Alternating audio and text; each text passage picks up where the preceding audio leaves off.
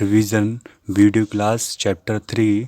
आज हम इस रिवीजन वीडियो क्लास में चैप्टर 3 का basic and exercise 3.6 and exercise 3.7 को अगेन रिवाइज करेंगे, जो हमने video 3M, video 3N, video 3O, video 3P, 3Q और वीडियो 3R में की थी। ठीक, तो आज हम वीडियो 3M को देखते हैं। पहले तो वीडियो 3M, इसमें हाईएस्ट कॉमन फैक्टर्स हमने आपको एक्सप्लेन किया था कि हाईएस्ट कॉमन फैक्टर्स किसी नंबर्स का कैसे निकालते हैं, और इस पर बेस्ड क्वेश्चन एग्जाम में आएंगे, आपको पता है ये बात। ठीक है, तो अच्छे से पढ़िए इसको। सबसे पहले बात करते हैं हाईएस्ट कॉमन फैक्टर्स होता क्या है। तो highest common factor of a two या more numbers is the greatest number that can exactly divide the given number. Clear. तो हाईएस्ट कॉमन फैक्टर वो नंबर्स होते हैं जो दोनों नंबर्स में आसानी से डिवाइड हो सके, एग्जैक्टली डिवाइड हो सके। ठीक है, क्लियर। तो इसको निकालने के दो तरीके हैं। एक तो होता है by listing all factors, by prime factorization और वाई डिवीजन मेथड। तो तीन तरीके हैं इसे निकालने के।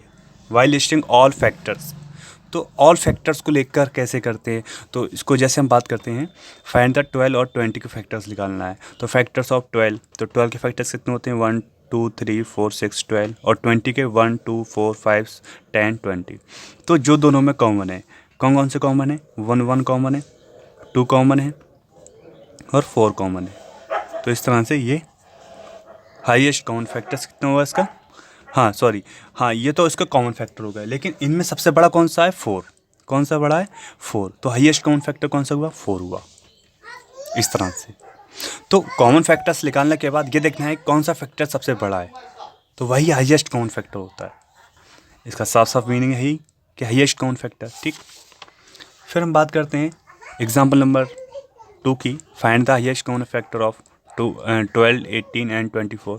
तो पहले तो फैक्टर्स लिखे 12 के, 18 के, 24 के।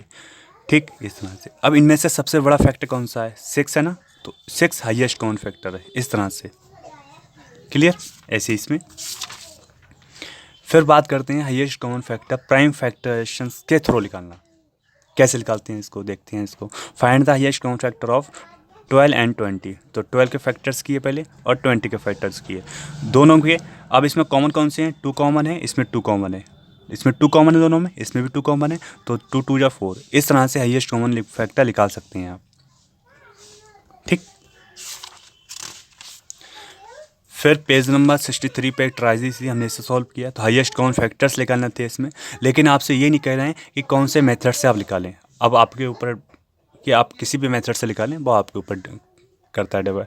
सही है कि आप किसी भी मेथड से निकालें, ये डिसाइड आपके ऊपर करता है। तो अपने हिसाब से आप निकाल सकते हैं इसको। क्लियर। फिर हमने वीडियो 3M की थी, इसमें हमने एक्सरसाइज 3.6 सॉल्व की थी। तो इसमें क्वेश्चन में फर्स्ट हाईएस्ट कॉमन फैक्टर्स निकालना है। तो सेम वैसे ही इसको प्राइम फैक्टर्स के थ्रू निकालते हैं। तो 18 के फैक्टर्स किए और 48 के किए। अब इसमें क्या है, दोनों में क्या है, देखो हाईएस्ट कॉमन फैक्टर्स 2 कॉमन है, इसमें 2 इसमें 2 इसमें, तो 2 लिखे, 3 इसमें है और 3 इसमें, 3 लिखे, 2 3 या 6। इस तरह से कर सकते हैं आप। ठीक, फिर इस तरह से क्वेश्चन सेम ही है, हाईएस्ट कॉमन फैक्टर्स निकालना है इसमें। क्लियर। फिर हम बात करते हैं लोएस्ट कॉमन फैक्टर्स, LCM। तो इस पर बेस्ड क्वेश्चन एग्जाम पे हैं, साफ साफ बता रहे हैं आपको, इस पर बेस्ड क्वेश्चन एग्जाम में है। तो आप इसको अच्छे से देखिए, और ये आपके लिए इम्पोर्टेंट है आगे भी और अब भी। तो इसमें लोएस्ट कॉमन फैक्टर क्या होता है, तो LCM ऑफ द 2 या more given numbers is the smallest number which is divisible by the all the given numbers. Clear. इसको भी निकालने के 3 मेथड हैं, by listing, multiple, by prime factorisation, by division method. Clear. लेकिन हम इस method को यूज नहीं करेंगे अब, ओनली 2 मेथड्स ही, इनमें से कोई सा मेथड आप यूज कर सकते हैं, लेकिन ये मेथड आपके लिए बेस्ट है। ठीक, फिर जैसे एग्जांपल की बात करें, find the LCM of 4 and 6। तो मल्टीपल ऑफ 4, पहले 4 के मल्टीपल लिखें आप। फिर ये मेथड जो है ये मेथड आप यूज नहीं करना है, खाली समझना है आपको, क्योंकि इस मेथड से आप क्वेश्चंस को गलत करने के चांस ज़्यादा होते हैं। तो इस मेथड को आप ना करें तो अच्छा है। तो मल्टीपल ऑफ द 4 को लिखें और मल्टीपल ऑफ 6 को लिखें आप, ठीक है। तो अब इसमें ये देखना कॉमन मल्टीपल कौन से आए, तो कॉमन मल्टीपल 12 है, 24 है और 36। इनमें सबसे छोटा कौन सा है, 12। तो 12 क्या है, लोएस्ट कॉमन मल्टीपल। क्लियर। लेकिन हमको निकालना है एलसीएम किसके थ्रू निकालना है, प्राइम फैक्टर्स के थ्रू निकालना है। तो प्राइम फैक्टर्स के थ्रू कैसे निकालते हैं, ऐसे देखते हैं। देखो ये क्या हमने, इसका एग्जांपल हमने लिया है जो आपकी किताब में से ही लिया गया, ठीक है। 8 और 12 के आपको एलसीएम निकालना है। तो 8 का फैक्टर्स किए, 12 के फैक्टर्स किए, तो 8 के फैक्टर्स ये लिखे और 12 के फैक्टर्स से लिखे। अब दोनों में कॉमन क्या है, 2 कॉमन है, 2 लिखे, इसमें 2 कॉमन है, इसमें 2 लिखे। अब ये 2 बचे, ये 2 लिख लिए, और ये 3 बचे, ये 3 लिख लिए। कितना हो गया टोटल, 24। इस तरह से इसमें क्या करते हैं, जो कॉमन होते हैं उसको भी लेते हैं और जो बचते हैं उसको भी ले लेते हैं हम एक एक बार। क्लियर। फिर एग्जांपल नेक्स्ट है, एलसीएम निकालना है 12 एंड 18 का। तो 12 के फैक्टर्स किए और 18 के फैक्टर्स किए।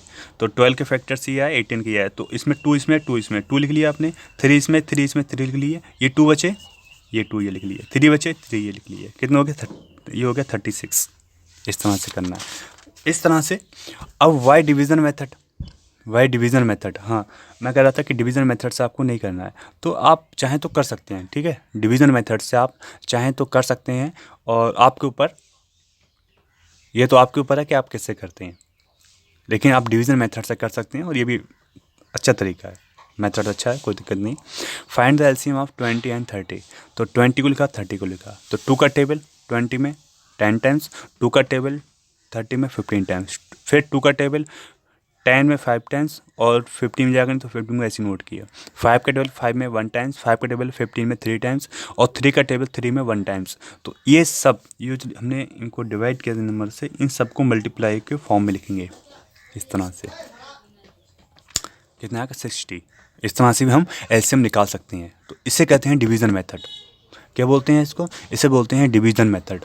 इनमें 2, 3, 4, 5 जो भी नंबर्स दिए एक साथ निकाल सकते हैं, ठीक है। इससे थोड़ा आसानी से, इससे टाइम कम ही लगता है और आसानी से हो जाता है इससे भी, ठीक है। तो इससे भी आप कर सकते हैं, कोई दिक्कत नहीं है।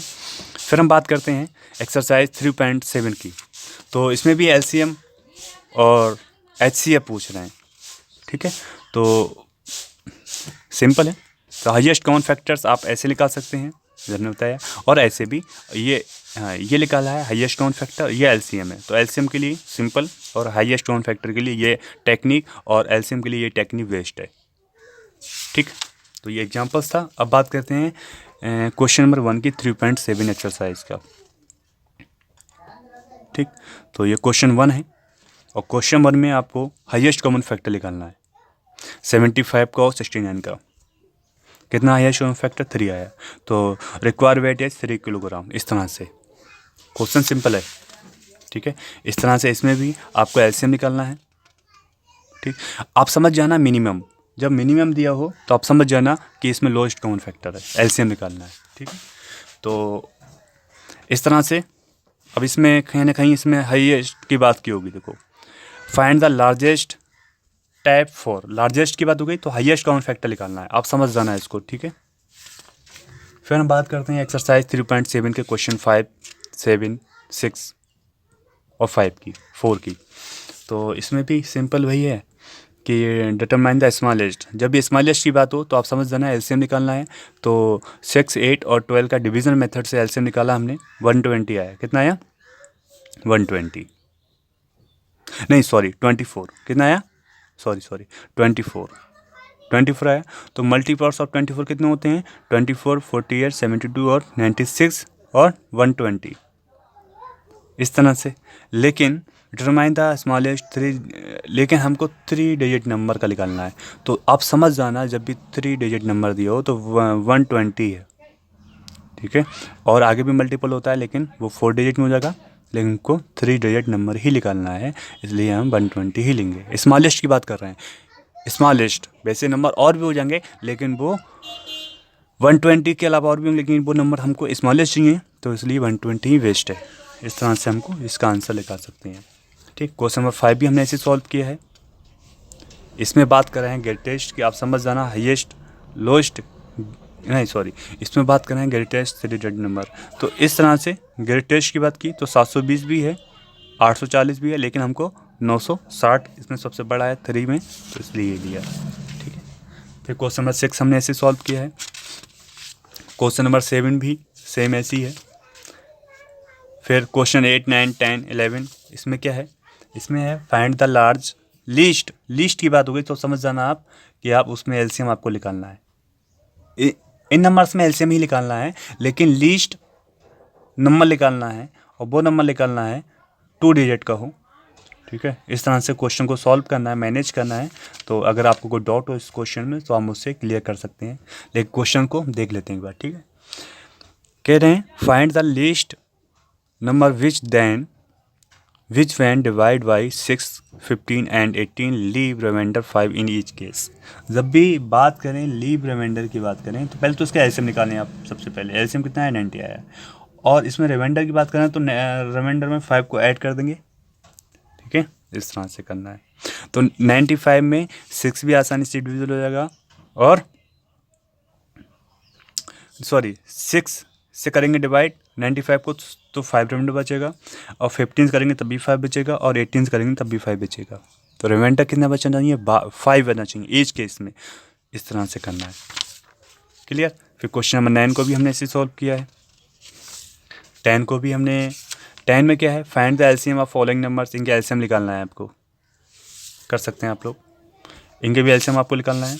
तो इस तरह से एक्सरसाइज 3.6 और 3.7 हमने सॉल्व की, और उसका बेसिक हमने आपको बताया। तो इसको रिवाइज करिए, एग्ज़ाम में इसी तरह क्वेश्चंस आएंगे। ठीक है, डेली का डेली हम कल चैप्टर 4 को रिवाइज करेंगे।